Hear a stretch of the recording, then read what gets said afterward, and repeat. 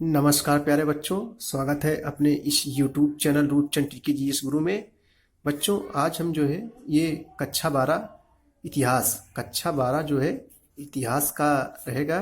ये last part 10वां part, जिसका नाम है संविधान का निर्माण, एक नए युग की शुरुआत। यानी भारतीय संविधान का निर्माण कैसे हुआ बच्चों, कितने समय लगे, कौन कौन से सदस्य थे, कौन अध्यक्ष था, कौन उपाध्यक्ष थे। तो इसी विषय में हम लोग चर्चाएं करेंगे। सबसे पहले हम लोग बहुभुज के बारे में बात करेंगे, उसके बाद में अति लघु उत्तरी, उसके बाद लघु उत्तरी, उसके बाद विस्तृत उत्तरी के बारे में चर्चा करेंगे। तो पहले सबसे पहले बहुविकल्पी प्रश्नों को देखेंगे। पाठ का नाम है बच्चों संविधान का निर्माण, यानी संविधान का निर्माण जो है कैसे हुआ। सबसे पहले हम लोग बहुविकल्पी प्रश्नों को देखेंगे। पहला क्वेश्चन कह रहा है कि संविधान निर्माण में कितना समय लगा था। तो बच्चों, भारतीय संविधान में के निर्माण में कितना समय लगा था। पहला है कि 2 वर्ष 11 माह 11 दिन। खा है 2 वर्ष 11 माह 18 दिन, 2 वर्ष 2 माह 2 दिन, 2 वर्ष 11 माह और 12 दिन। तो बच्चों, इसका सही जवाब हो जाएगा पहले का खा हो जाएगा।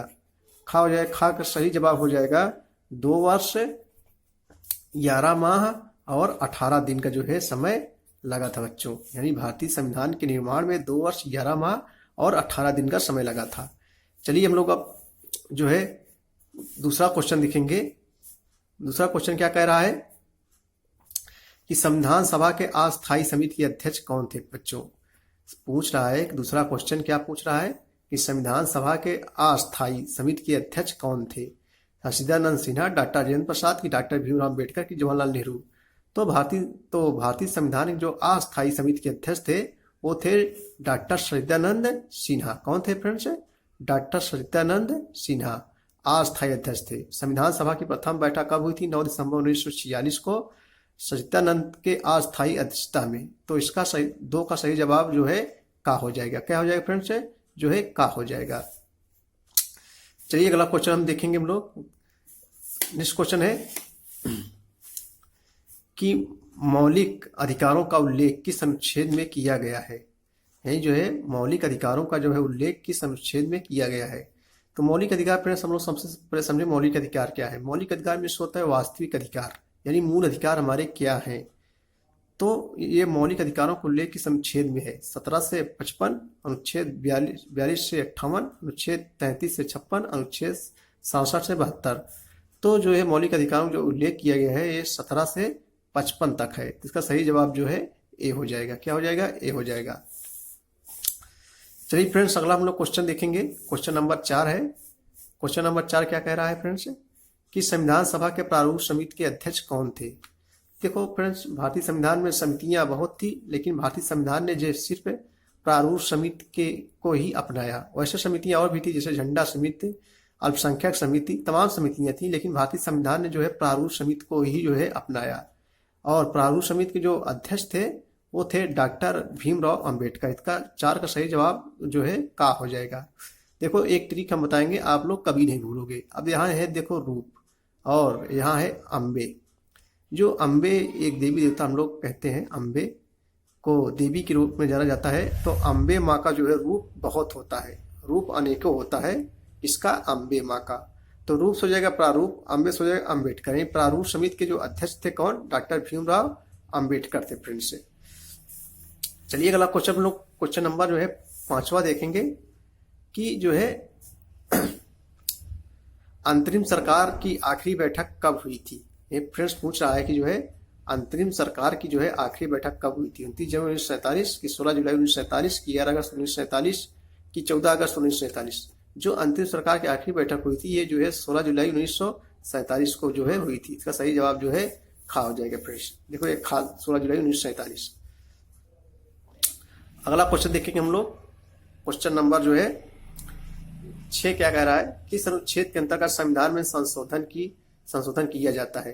ये पूछा है फ्रेंड्स जो है किस अनुच्छेद के तहत भारतीय संविधान में संशोधन की प्रक्रिया का उल्लेख किया गया है। तो सबसे पहले हम लोग जानेंगे कि संशोधन में होता है फ्रेंड्स बदलाव। जो संशोधन की प्रक्रिया है ये जो है दक्षिण अफ्रीका के संविधान से लिया गया है, और अनुच्छेद 368 में जो है संशोधन की प्रक्रिया का उल्लेख किया गया है। तो 6 का सही जवाब जो है का हो जाएगा अनुच्छेद 367। अनुच्छेद 368 के तहत जो है संशोधन की प्रक्रिया हो सकती है, और जो है कहाँ से लिया गया है? ये दक्षिण अफ्रीका के संविधान से लिया गया है फ्रेंड्स। चलिए क्वेश्चन नंबर हम लोग 7 की ओर चलेंगे।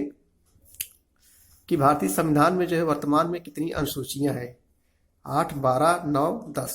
तो भारतीय संविधान में वर्तमान में फ्रेंड्स 12 अनुसूचियां हैं। कितनी अनुसूचियां हैं? 12 अनुसूचियां हैं। तो 7 का सही जवाब जो है खा हो जाएगा। क्या हो जाएगा फ्रेंड्स? खा हो जाएगा। अब जो है हम लोग अति लघुत्तरी के बारे में विस्तार से चर्चाएं करेंगे। सबसे पहले संविधान सभा के अध्यक्ष कौन थे? तो संविधान सभा के जो अध्यक्ष थे फ्रेंड्स वो जो है डॉक्टर राजेंद्र प्रसाद। कौन थे फ्रेंड्स? डॉक्टर राजेंद्र प्रसाद भारतीय संविधान के सभा के क्या थे? अध्यक्ष थे, जो आगे चल के क्या बने? हमारे देश के जो है प्रथम राष्ट्रपति भी थे। कौन? डॉक्टर राजेंद्र प्रसाद। आपसे पूछ सकता है भारत की संविधान के जो है प्रथम राष्ट्रपति हमारे देश के कौन थे? तो डॉक्टर राजेंद्र प्रसाद। और दूसरे राष्ट्रपति कौन थे? डॉक्टर सर्वपल्ली राधाकृष्णन। चलिए हम लोग अगला क्वेश्चन देखेंगे। ये जो अतिलघुत्तरी हम लोग चर्चाएं कर रहे हैं, वर्तमान में कितने मौलिक कर्तव्य हैं? तो वर्तमान में जो है मौलिक कर्तव्य फ्रेंड्स कितने हैं? 11 है। मौलिक कर्तव्य ये जो है कहाँ के संविधान से लिया गया है? तो मौलिक कर्तव्य जो है ये रूस के संविधान से लिया गया है फ्रेंड्स। कहाँ से लिया गया है? रूस के संविधान से। अगला क्वेश्चन है कि गांधी जी किस भाषा को राष्ट्रभाषा बनाने के पक्ष में थे? यही जो है गांधी जी किस भाषा को राष्ट्रभाषा बनाने के पक्ष में थे फ्रेंड्स? तो हिंदुस्तानी को राष्ट्रभाषा बनाने के पक्ष में। कौन? गांधी जी। तो ये था अतिलघुत्तरी प्रश्न। अगला क्वेश्चन फ्रेंड्स हम लोग देखेंगे अतिलघुत्तरी का जो है क्वेश्चन क्या कह रहा है कि जो है वित्त आयोग की स्थापना किस अनुच्छेद के अंतर्गत की गई है? वित्त आयोग की स्थापना जो है किस अनुच्छेद के अंतर्गत की गई है? तो अनुच्छेद 280। किस अनुच्छेद के तहत फ्रेंड्स? 280 के तहत जो है वित्त आयोग का जो है गठन किया गया है। अगला क्वेश्चन है कि नागरिक निरोध का प्रावधान किस अनुच्छेद के तहत किया गया है? क्या कह रहा है फ्रेंड्स? एक बार फिर से देखिए क्वेश्चन को कि नागरिक निरोध का प्रावधान किस अनुच्छेद के तहत किया गया है? तो इसका प्रावधान अनुच्छेद 22 के अंतर्गत किया गया है, जिसके अनुसार गिरफ्तार किए गए व्यक्ति को यथाशीघ्र गिरफ्तारी का कारण बताए बिना कैद में नहीं रखा जा सकता है। यही इसका अर्थ है। अगला क्वेश्चन देखेंगे हम लोग।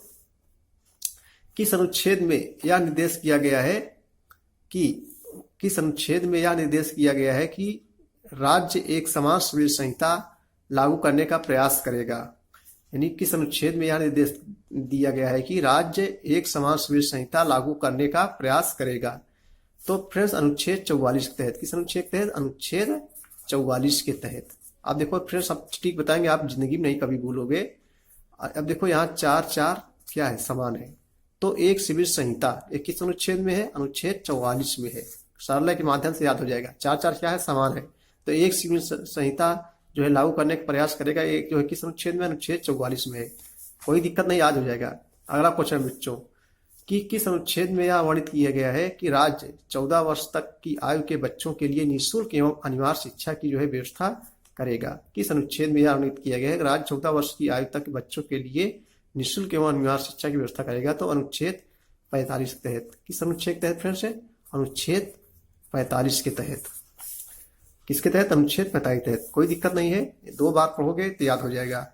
अगला क्वेश्चन है कि अनुच्छेद 40 को स्पष्ट कीजिए। अनुच्छेद 40 में जो है किसका वर्णन किया गया है? तो जो अनुच्छेद 44 है वो जो है ग्राम पंचायत से संबंधित है। किससे फ्रेंड्स? ग्राम पंचायत। ग्राम पंचायत से संबंधित है। अब देखो यहाँ आयत यानी आयत निकल रहा है ना। आयत किसे कहते हैं? इसकी चारों भुजाएं बराबर होती हैं, उसे हम लोग क्या कहते हैं? आयत कहते हैं। उसे क्या कहते हैं? आयत कहते हैं। जिसकी चारों भुजाएं बराबर होती है उसे हम लोग आयत कहते हैं। तो चारों भुजाएं यहाँ 4 बना लो, यहाँ हो गया 40। ये किस मॉडल लग रहा है? 40। यानी अनुच्छेद 40 किससे संबंधित है? ग्राम पंचायत से संबंधित है। अगला क्वेश्चन है कि प्रतिषेध अज्ञापन से क्या आशय है? यही फ्रेंड्स पूछ रहा है कि प्रतिषेध अज्ञापन से क्या आशय है? तो इसका सही जवाब हो जाएगा यह आज्ञापत्र सर्वोच्च न्यायालय तथा उच्च न्यायालय द्वारा निम्न या अवर उच्च न्यायालय को जारी किए जाता है और उनसे यह कहा जाता है कि किसी संबंधित मामले पर अपने यहाँ सुनवाई बंद कर दें। इसका यही अर्थ होता है। प्रतिषेध आज्ञापत्र से क्या आशय है? यह आज्ञापत्र सर्वोच्च न्यायालय तथा उच्च न्यायालय द्वारा निम्न या अवर न्यायालय को जारी किया जाता है और इनसे यह कहा जाता है कि किसी संबंधित मामले पर अपने यहाँ सुनवाई बंद कर दें। किस अनुच्छेद के तहत राष्ट्रपति राज्यों में राष्ट्रपति शासन लागू कर सकता है? फ्रेंड्स यहाँ पूछ रहा है कि किस अनुच्छेद के तहत जो है राष्ट्रपति राज्यों में राष्ट्रपति शासन लागू कर सकता है। वेरी इंपॉर्टेंट क्वेश्चन हो सकता है।